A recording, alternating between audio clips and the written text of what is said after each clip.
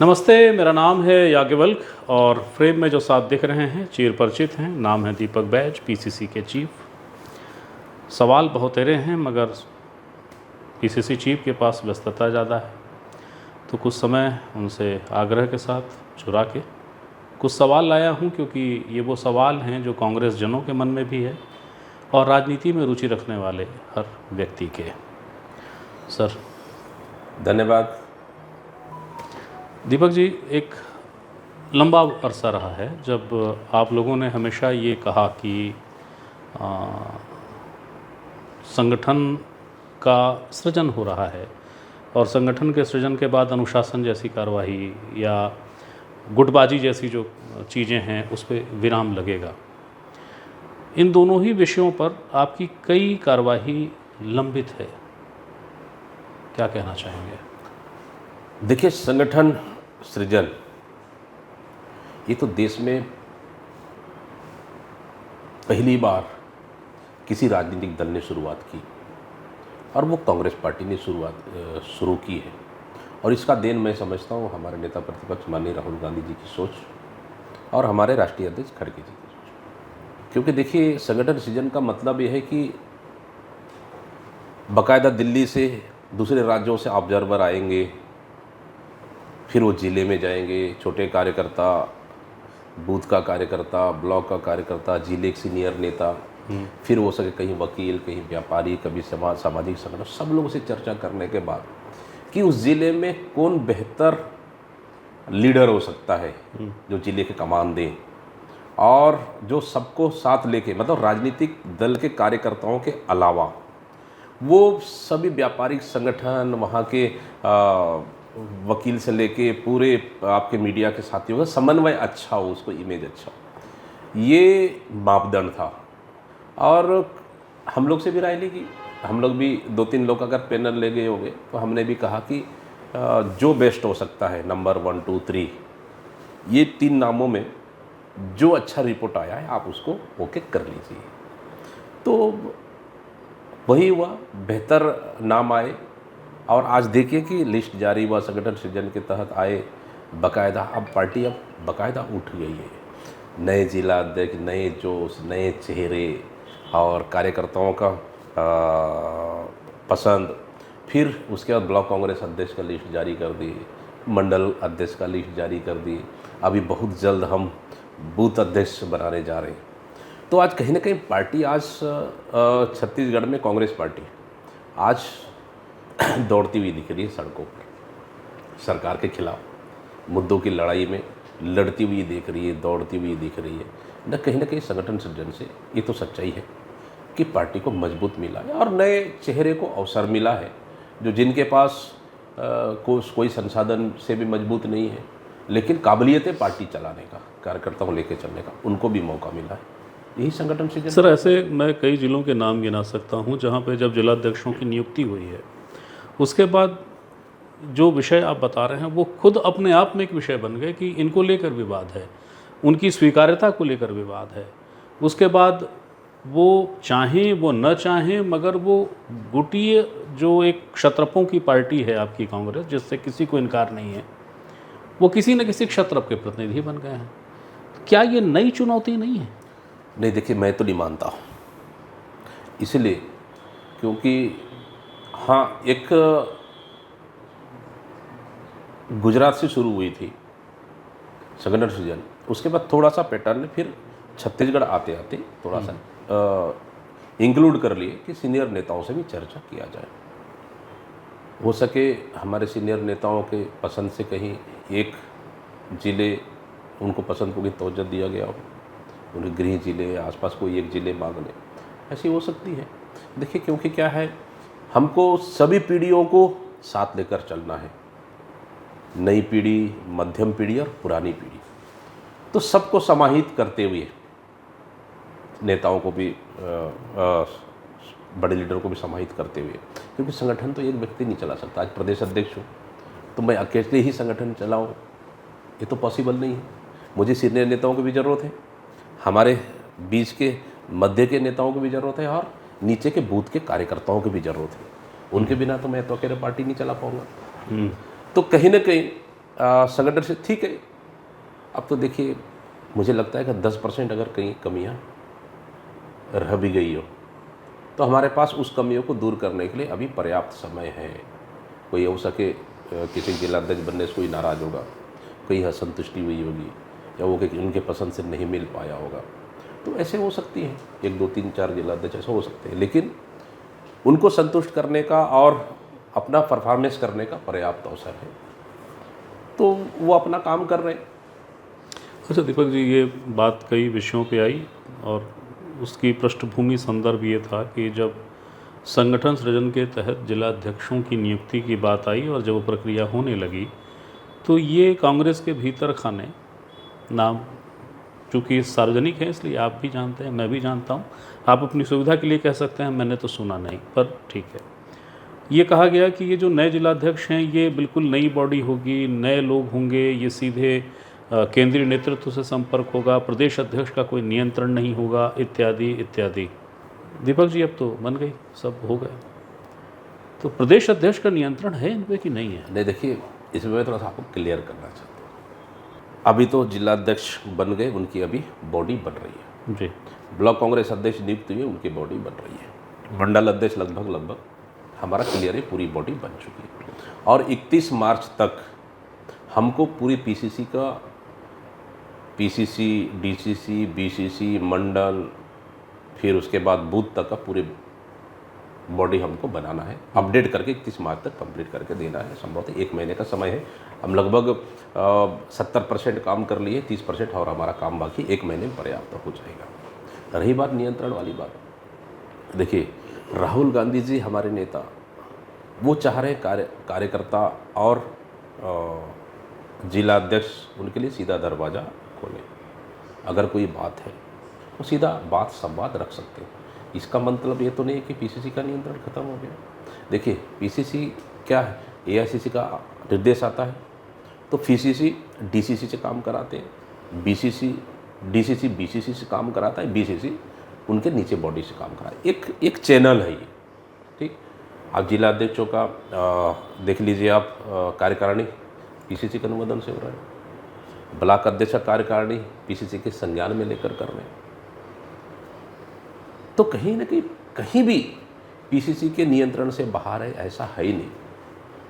एक मतलब अगर किन्हीं का सोच है तो सोच को तो हम नहीं बदल सकते, लेकिन सब पीसीसी के नियंत्रण में है। हाँ, अगर हमारा नेता राहुल गांधी जी और राष्ट्रीय अध्यक्ष किन्हीं जिलाध्यक्ष से चर्चा करना चाहते हैं तो दरवाज़ा खुला हुआ है, छत्तीसगढ़ से लेकर दिल्ली तक।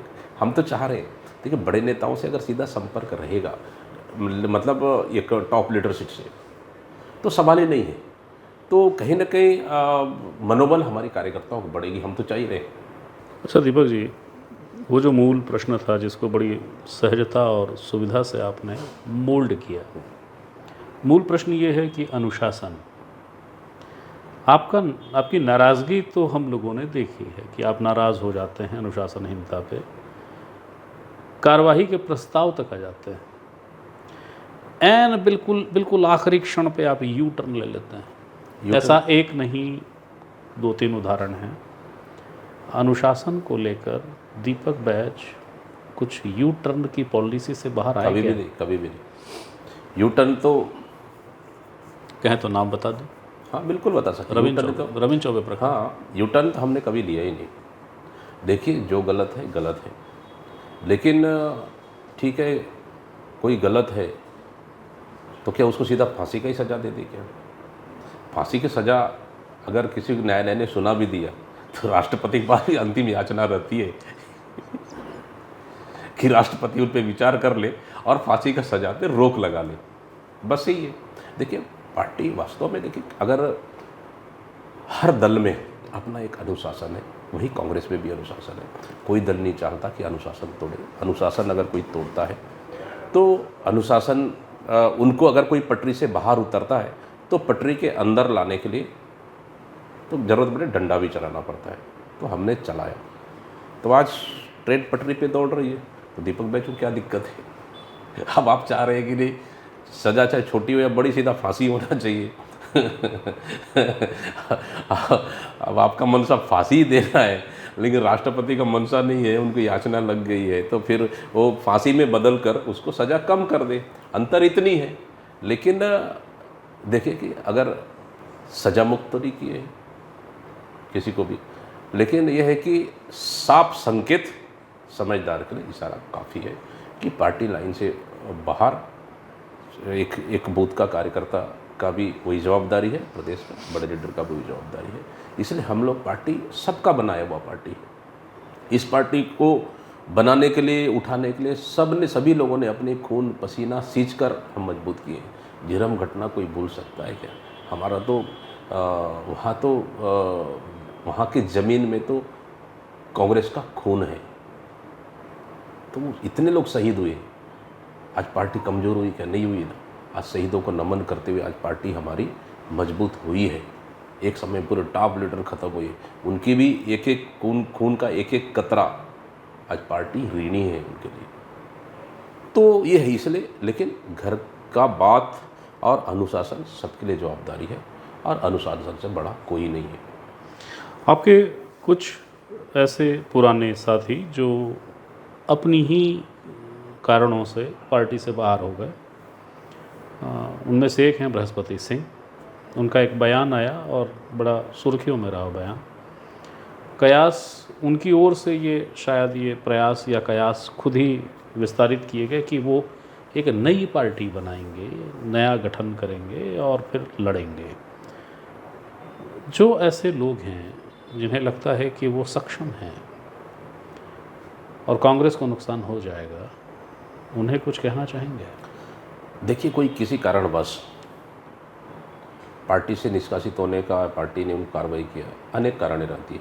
कोई निर्दलीय चुनाव लड़ लिया तो पार्टी से बाहर हो गया, कोई हो सके अनुशासनहीनता किया हो तो पार्टी से बाहर हो गया, कोई सीनियर नेताओं के खिलाफ बोल दिए, लगा पार्टी को अनुशासनहीनता है तो बाहर हो गया। अनेक कारणें हैं। बृहस्पति सिंह का मामला भी उनमें से एक है जो पार्टी ने उनको सस्पेंड किए, कार्रवाई की है। सीधा सीधा यह है कि हमारे general secretary incharge Shailja ma'am के ऊपर आरोप लगाए थे, बड़ा आरोप था। अगर कोई बात दिक्कत थी तो उनको बंद कमरे में बोलना चाहिए, सार्वजनिक मीडिया में उचित नहीं है। ये पार्टी के अनुशासनहीनता के दायरे में आता है। उन्होंने आवेदन किए पार्टी में वापस लाने के लिए, उनका आवेदन है पेंडिंग हमारे पास, विचाराधीन है। लाना है नहीं लाना है वो पार्टी विचार करेगी। और ऐसे कई निर्दलीय लड़े हैं चुनाव विधानसभा से लेकर बहुत, उनके आवेदन भी हमारे पास अभी है, पेंडिंग है। उनको लाना है नहीं लाना है, बाकायदा कमेटी बनी हुई है हम लोग की, वो कमेटी विचार करेगी। जो 3-4-6 महीने के बाद एक बार, 3-4-5 महीने के बाद, 6 महीने के बाद एक बार बैठती है कमेटी। मैं समझता आने वाला समय बहुत जल्द बैठेगी कमेटी। लेकिन अगर किसी को अलग से राजनीतिक दल बना के अगर चुनाव लड़ना चाहता है तो भाई वो तो स्वतंत्र है। उनको बंदूक हम उनके माथे पे टिका के हम तो ये नहीं बोल सकते कि तुम नहीं बनाओगे राजनीतिक दल, तुम नहीं लड़ोगे चुनाव, ये तो नहीं बोल सकते। तो ये तो उनकी स्वतंत्र विचारधारा है, स्वतंत्र विचार है उनका। उससे कांग्रेस की सेहत पर कोई फर्क पड़ता है? देखिए, अभी तो आकलन कर पा रहा तो मैं इस संबंध में अभी तो आकलन किए नहीं हम लोग कि कांग्रेस को फ़ायदा होगा या नुकसान होगा, अभी इस संबंध में कोई आकलन नहीं किए हैं, तो इसलिए मुझे इस पर शायद ज़्यादा बोलना अभी उचित नहीं। अच्छा, एक आखिरी के 2 सवाल हैं। ये सवाल शायद आपको अनपेक्षित लगेगा। मेरा सवाल ये है कि संगठन सृजन जब हुआ, कार्यक्रम हो गया, ये कहा गया है क्षत्रपों से दूर मूल कार्यकर्ता जो पार्टी के प्रति निष्ठावान हैं उनको चुना जाएगा। क्षत्रपों की आपकी पार्टी में एक क्षत्रप भूपेश बघेल जी ने ट्वीट किए, जिलाध्यक्षों को बधाई दी। कमोबेश बिल्कुल बारीक सा अंतर था नियुक्ति के आदेश आने और उनके ट्वीट में। और उसके बाद परिक्रमा की तरह लोग आते गए, परिक्रमा करते गए, प्रणाम करते गए, मिल के जाते गए। तो ये प्रदर्शन सही लगता है पीसीसी चीफ को? देखिए, भूपेश बघेल जी प्रदेश के सीनियर नेता हैं, विधायक के साथ साथ प्रदेश अध्यक्ष भी रहे हैं, पूर्व मुख्यमंत्री रहे हैं, आज AICC के महासचिव हैं, पंजाब के इंचार्ज हैं, पंजाब में भी काम कर रहे हैं। हम लोग को भी समय समय पे दिशा निर्देश देते हैं। और देखिए, अगर जिला अध्यक्ष नियुक्ति हुआ तो मैं बस्तर में था, वहीं से हम लोग को लिस्ट आया, देखे, सबको बधाई दी वहीं से। मैं स्वयं भी नहीं था, करीबन 4-5 दिन के बाद में आया। बहुत सारे लोगों का फ़ोन आया, बस्तर आना चाहते थे, हमने मना किया। फिर उनको बाकायदा फेसबुक ट्वीट से हमने बधाई भी दी। हमारे पूर्व मुख्यमंत्री जी यहीं पे रायपुर में थे, और सवाल ही नहीं है, पूरे प्रदेश में अध्यक्ष के रूप में भी काम किए हैं, मुख्यमंत्री के रूप में काम किया। उनका संबंध तो सभी से है, जिला अध्यक्ष बनने से ही उनका संबंध नहीं है। उनका संबंध तो जिला अध्यक्ष जो व्यक्ति नहीं बना है उससे पहले भी उनका संबंध है। अगर कोई जिला अध्यक्ष बनने के बाद उत्साहित रहता है, अपने सीनियर नेताओं से मिलने जाना चाह रहा है, मिल लिए, फ़ोटो खिंचा लिए, बधाई दे दिए, तो इसमें गलत क्या है? यही तो मैं आपसे जानना चाह रहा था, गलत तो नहीं क्या है? है? बिल्कुल भी नहीं। ये दूसरी चीज़, फिर उसके बाद फिर जब मैं आया, मेरे से भी मिलने आए। फिर मैंने बाकायदा सभी लोगों से कहा कि हमारा सीनियर नेताओं से भी मिल लो, महंत जी से भी मिल लो, और जितने और बाकी हैं सीनियर नेता, उनसे भी मिल लो। मैंने स्वयं भी कहा है सभी लोगों से मिल लो। क्या है, देखिए, हम लोग सीनियर नेताओं से मिलने के लिए क्यों रोकेंगे, बताइए भाई? ये तो एकता नहीं है, और ये तो पार्टी का लाइन तो नहीं है। हम तो कहेंगे सब लोग से मिल लो, सबसे आशीर्वाद क्या लो, ये मिल लो, पार्टी बात की करो। लाइन है कि इस तरीके से उत्प्रेरित किया जाए कि देखो जिलाध्यक्ष तुम बने हो, बनाया किसने? नहीं, ऐसा तो कहीं बात नहीं आया कि मीडिया में कोई क्या छाप दे, कोई को क्या लिख दे। अब मीडिया तो स्वतंत्र है, मीडिया तो हमारे हाथ में नहीं है।